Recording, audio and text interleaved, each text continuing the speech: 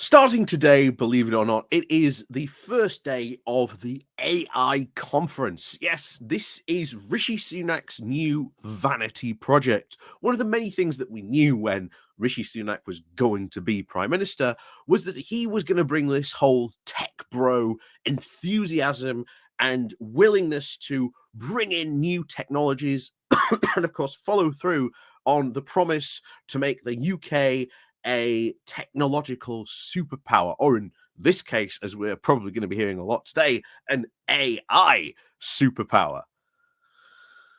Trust me, the number of times that we have probably heard this in the past of Britain becoming a superpower in ... has been said many times, especially, of course, since Brexit, because, well, the Conservatives have no idea what to actually do with the UK economically or industrially, or, they've got no idea really what exists in the UK, what we are strong at, what we are weak at, and areas where we can, improve on and become good at.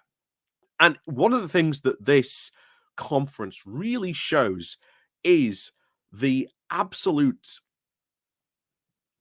inadequacy of the plans that were put forward by the Brexiteers during the referendum. That, we can be this incredible, wonderful, nimble superpower that only, Britain can become post Brexit.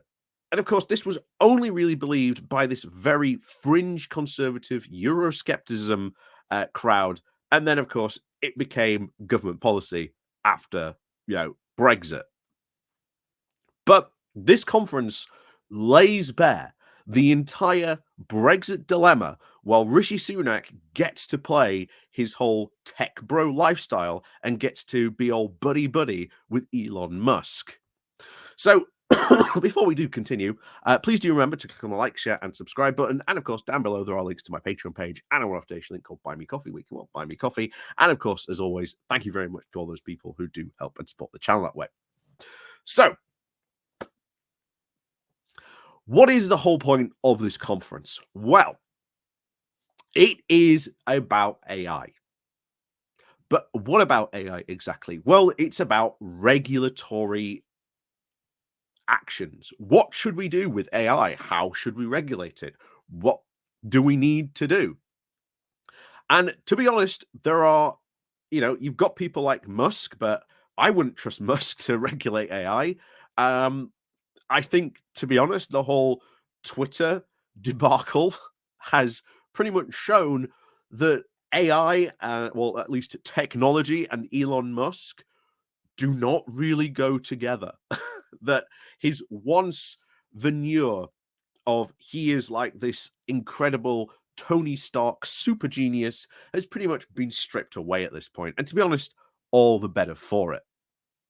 But of course, he is going to be there. But however, someone else we haven't seen for a while is also there, Nick Clegg. Of course, after he left politics, he went to work for Facebook, of course, now called Meta.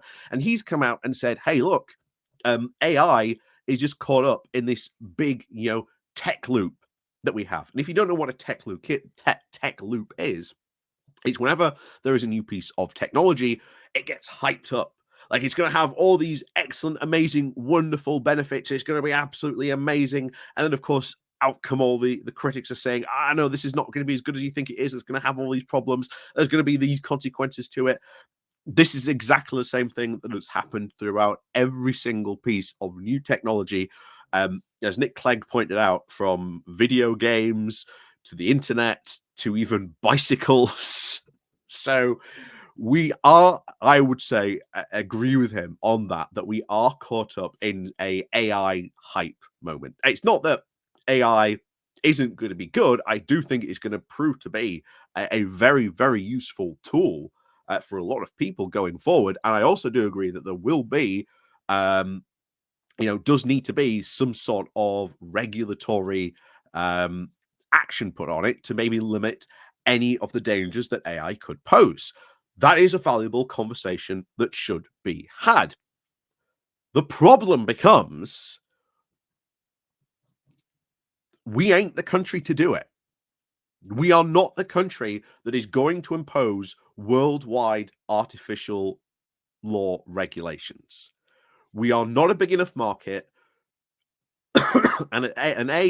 While you've got, Elon Musk coming here, Joe Biden, who was invited, didn't turn up. Ursula von der Leyen has turned up. The UN Secretary General of the United Nations has come along, but Emmanuel Macron hasn't come. And of course, Olaf Scholz, the German Chancellor, hasn't come. And instead of Joe Biden turning up, Kamala Harris has turned up. This has hardly been the pull for major world leaders in this regard. And of course, one thing we said about Brexit is we would lose our seat at the table in this, that we would be diminished. And that is exactly what we are seeing from this AI conference, that Britain is trying to get a seat at the table. And in reality, it's not going to happen, because whatever tech regulations we do, no matter how good they are, the single market is a far bigger market that will be able to transform and do worldwide regulations, because everyone will conform to those regulations, because it is just simply too big a market to ignore. So it doesn't matter what regulations we pass here, because once Europe starts to pass its laws, which it is currently at the moment around AI, that will quickly become the world standard.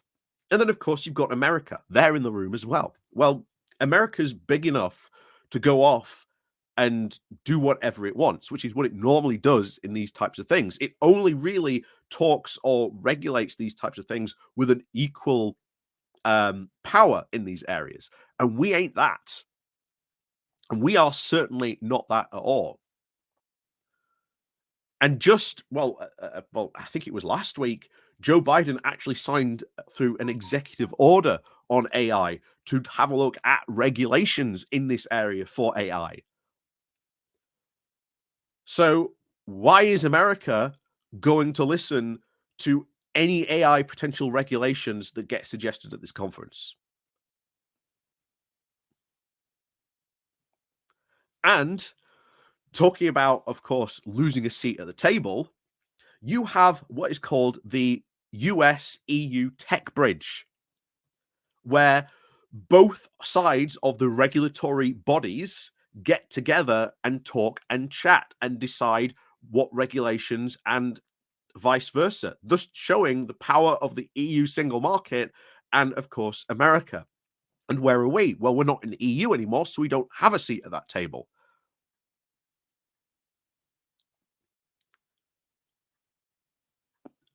This shows once again the idea of global Britain, this again niche Eurosceptic view that once we left the European Union, we would become this nimble, agile trading superpower that can zip around the world doing all these cool deals and being agile and flexible in areas of sort of regulation, and everyone was going to sort of follow our lead.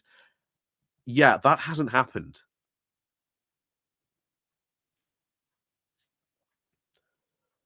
This whole conference is a vanity project at best for Rishi Sunak, and worst, just goes to show you the absolute failure and the dilemma of the UK's Brexit woes, that this whole global Britain aspect that Brexit was meant to bring, and how wonderful and amazing that was going to be, once again failing and falling on its face. So, as always, thank you very much for watching. And of course, as always, please remember to click on the like, share, and subscribe button on your way out. And of course, as always, we'll see you all next time.